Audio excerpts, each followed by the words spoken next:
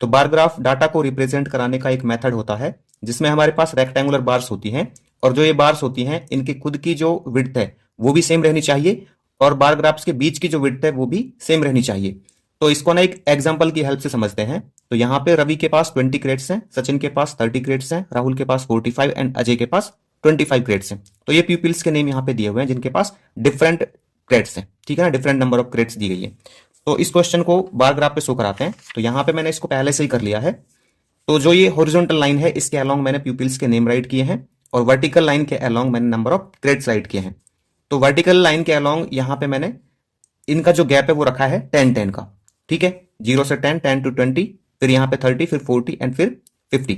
तो हमें ध्यान रखना है कि इनके बीच का जो गैप है वो भी सेम रहना चाहिए, और फिर जो यहाँ पे गैप आएगा रेक्टेंगुलर बार के बीच में ये भी सेम रहना चाहिए सब में। यहाँ पे एक बॉक्स का है, यहाँ पे भी एक बॉक्स का, यहाँ पे भी एक बॉक्स का, और जो खुद रेक्टेंगुलर बार्स हैं इनकी विड्थ भी सेम रहनी चाहिए। 1 बॉक्स की है तो सब में 1-1 बॉक्स की है। तो देखिए यहाँ पे रवि के पास 20 क्रेड्स हैं, तो यहाँ पे रवि और इसके पास 20 क्रेड्स हैं। तो मैंने यहाँ पे एक रेक्टेंगुलर बार बना दी। सचिन के पास कितनी है, ये 30 है इसमें, ठीक है, तो यहाँ पे इस तरह से बना दिया है। इसी तरह से राहुल के पास 45 है, यहां तक 40 हुआ था, तो ये 41, 42, 43, 44 एंड 45, इस तरह से इस पे 45 हुआ। अजय के पास यहाँ पे है 25 क्रेड्स, ठीक है।